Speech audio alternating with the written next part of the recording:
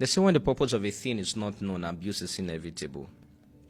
This means if you want to use something and effectively use it, you must know what the creators of that product created it for. You must know what's in their mind. You must know how you want to use that thing. Because if you don't learn how to use it the way they have intended, there are chances you will never come to the best use of that item. And it's the same thing with our lives. There is someone that created us.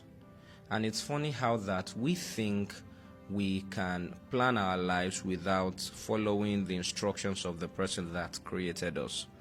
And it's funny. Really, it's funny.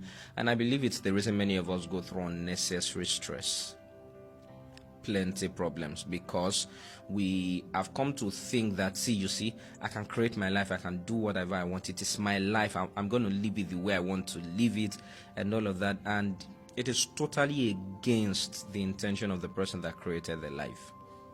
This is the reason many of us are stressed. This is the reason many of us are in troubles and problems and all of that. I remember having a conversation with this lady. She was complaining to me, why would God let me go through this in my marriage? My marriage has been terrible. Why? Why is God doing all of this to me? Why?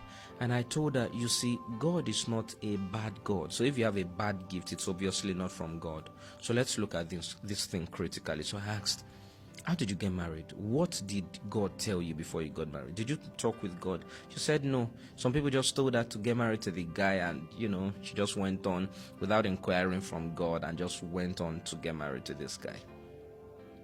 She got married to this guy, and not too long, she now realized character flaws with the guy. And you know how marriage is. When you've entered, they say marriage is a door with only one handle. And the handle is only outside, meaning you can only open it, but you cannot open it from inside. If you are inside, then it's locked. So because of that, she's in the marriage and she's going through unnecessary stress. But if she had inquired of the owner of the life and had asked him questions, he would have pointed out some things to her. You see, this is the reason many of us are going through stress. Lots of things. You're not inquiring from God about your life. You're not inquiring from God about your business.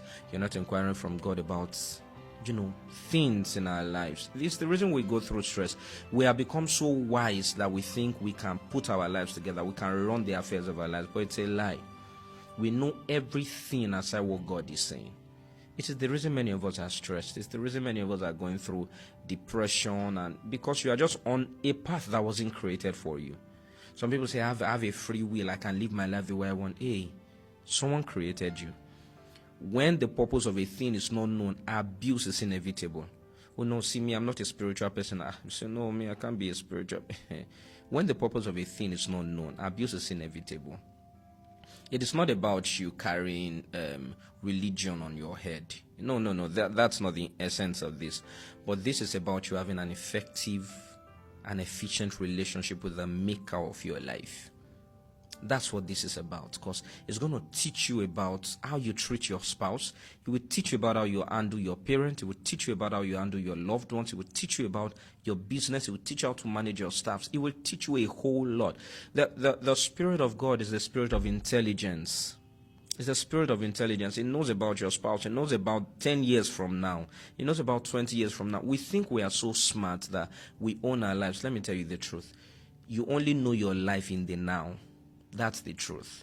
Look at you when you were 5 years old. There were clothes you felt, this is my best clothes. I can never live without this clothes.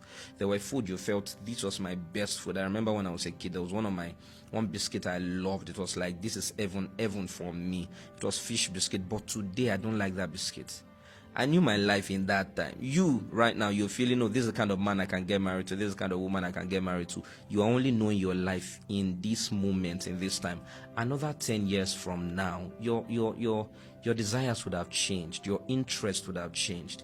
Let him that knows your 20 years from now teach you about your own life, because you really don't know your life. You don't have it all together. It's the one that created. So, this is about you having an effective relationship with the owner, the creator of your life. It will save you lots of stress. Like I said, it's not about becoming a religious person.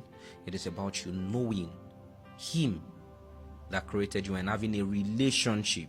You know him and you have a relationship, an intimate relationship with him. That's what this is about. If you do this, you realize you'll make less mistakes.